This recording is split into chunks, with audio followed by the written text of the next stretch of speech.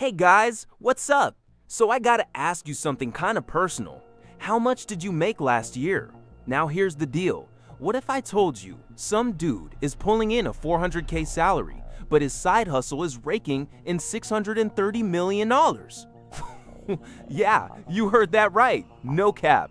And no, this ain't some made-up story. This is literally happening at the White House right now. According to Forbes, Trump's net worth hit $6.5 billion in 2025.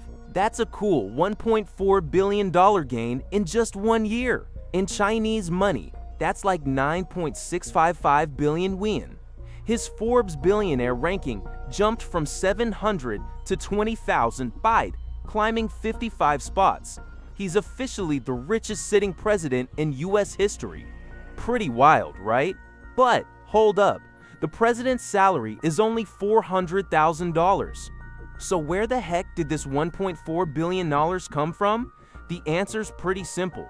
TBH, being president is just his part-time gig. The real business? That's the main event. So the biggest moneymaker in Trump's wealth explosion? You guessed it, crypto.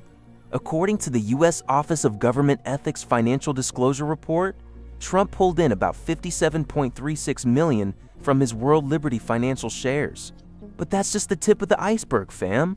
Forbes estimates Trump's total crypto haul at around $850 million. What's in that bag, you ask? He's sitting on 15.7 billion WLFI tokens, worth about $3.6 billion. Then there's that Trump meme coin, which netted him around $350 million. And don't forget, those NFT digital trading cards. $45,000 of them at $99 a pop, sold out in 24 hours. Cha-ching. Now here's where it gets spicy. On January 17th, 2025, just 3 days before his inauguration, the Trump meme coin dropped. Started at around $7, then shot up to $74 in 48 hours. Market cap hit $14.5 billion at one point. The timing? A little too convenient, if you know what I mean? This whole operation was wild. Over 810,000 wallets lost a combined $2 billion, while Trump-linked companies pocketed about $100 million in transaction fees from all that trading volume. Basically, it was a presidential shill party. No joke. Senator Elizabeth Warren didn't mince words. She said Trump's family positions in World Liberty Financial create unprecedented conflicts of interest. This setup gives the Trump administration clear motivation to push agencies like the SEC toward crypto-friendly policies. Translation: President launches coin, President oversees regulations, President makes bank. What a time to be alive. And get this, in April 2025, Trump announced that the top 220 coin holders get invited to a private dinner with him. This VIP membership marketing? Absolutely genius. I'm not even kidding. Don't think Trump's only about crypto, fam. His traditional businesses are still printing money. Forbes estimates Mar-a-Lago is now worth $560 million. They call it the Winter White House, where political and business big shots rub shoulders. Picture this: playing golf while closing multi-million-dollar deals and charging membership fees on top of it. That's what I call presidential vacationing. On the golf course front, Trump National Doral pulled in $110.4 million. His 3 Florida golf resorts, plus Mar-a-Lago, generated at least $217.7 million. Total revenue from golf courses, restaurants, and hotels? $378 million, honestly. These traditional businesses might not be as explosive as crypto, but they're steady money. Plus, hosting foreign dignitaries while playing golf? You save money and make money. The man's got it figured out. Trump's brand licensing game is basically presidential influencer 101. According to financial disclosures, Trump watches sold $2.8 million. Bibles, guitars, and other merch? Over $8 million. You read that right. The President of the United States is personally selling Bibles guitars, and watches. In most countries, this would be unthinkable, but in America, it's legitimate business. Say less. International deals are just as impressive. Vietnam licensing fee, $5 million. India development fee, $10 million. Dubai licensing fee, nearly $16 million. The president personally shilling products. You gotta respect the hustle, I guess? Now we're getting to the real drama. According to Pung Pai News and the Associated Press, a drone company called Powers, partially owned by Trump's sons Don Jr. and Eric, won a government contract worth a staggering $1.1 billion in March 2025. The company's now trying to crank out over 10,000 drones a month. Let's look at the timeline, shall we? March 9th, 2025. Powers goes public via SPAC. Same day, Trump publicly says military action will end quickly.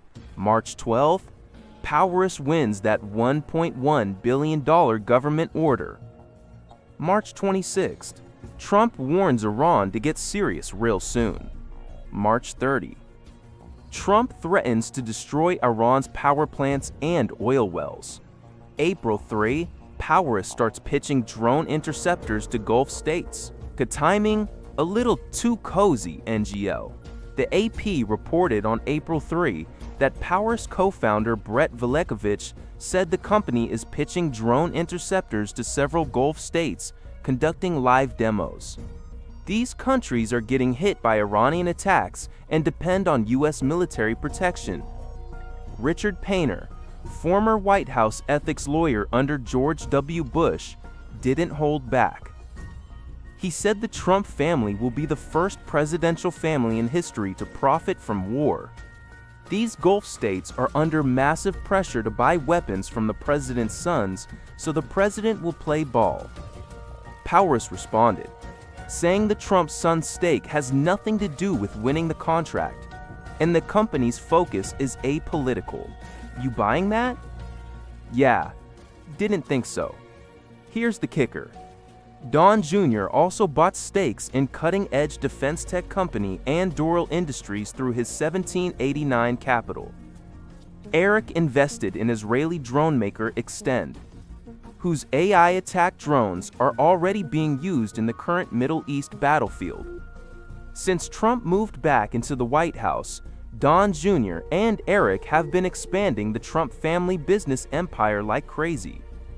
We're talking crypto, military tech, rocket parts, prediction markets, rare earth magnets. The family business is absolutely thriving, fam. Big W. On May 21st, 2025, the Trump administration officially accepted a Boeing 747 from the Qatari government, value $400 million.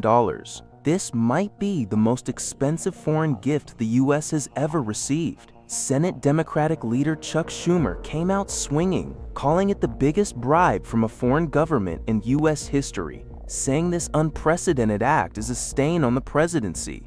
Even Republican Senator Susan Collins criticized it, saying the deal is riddled with political espionage, ethical and constitutional issues.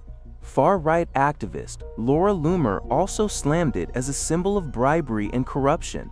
Since taking office in January 2025, Trump has made over 600 financial transactions totaling more than $100 million, covering corporate bonds, state and municipal bonds, and other diverse assets. Investment targets include policy-sensitive sectors like T-Mobile, United Health, Home Depot, and Meta. Former White House ethics lawyer Richard Painter pointed out that if the Fed lowers interest rates like Trump wants, the bonds Trump holds will increase in value. When rates drop, bond prices go up.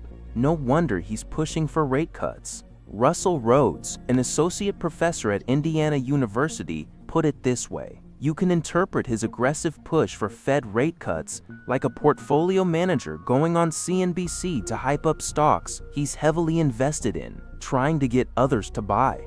The White House insists Trump's business assets are in a trust managed by his children, so there's no conflict of interest. All investments are handled by third-party institutions. Critics counter that this arrangement is fundamentally different from a true blind trust. Trump isn't clueless about his trust assets. He can check on them whenever he wants. Now, let me break this down for you real quick. Traditional presidents make $400,000 a year while in office. That's it. Trump? He's pulling in a $400K salary plus a $630 million side hustle. Let that sink in for a second. Traditional presidents use independent blind trusts. Trump uses a trust his kids run. Traditional presidents build wealth after leaving office through books, speeches, and foundations. Trump? Well, that's a whole different story. The contrast is pretty stark, isn't it? Traditional presidents grow their wealth after leaving office through memoirs, speaking gigs, and foundation work. Trump is cashing in while still in office, setting a whole new precedent. Facts. Making $124 billion in 1 year. Trump's basically showing us what president/CEO looks like. Crypto, golf courses, brand licensing, Iran war family business, bond investments, foreign gifts. Every dollar has the presidential seal of approval.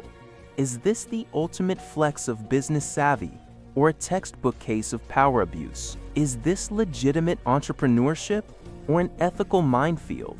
I'll let you be the judge of that, fam. But one thing's for sure. Trump's created a whole new playbook for presidential wealth building. Whether that's a good thing or a bad thing, history will sort that out. Anyway, that's my take. You feel me? If you found this interesting, drop a like and maybe subscribe if you want more content like this. No pressure though. Thanks for watching, and I'll catch you in the next one.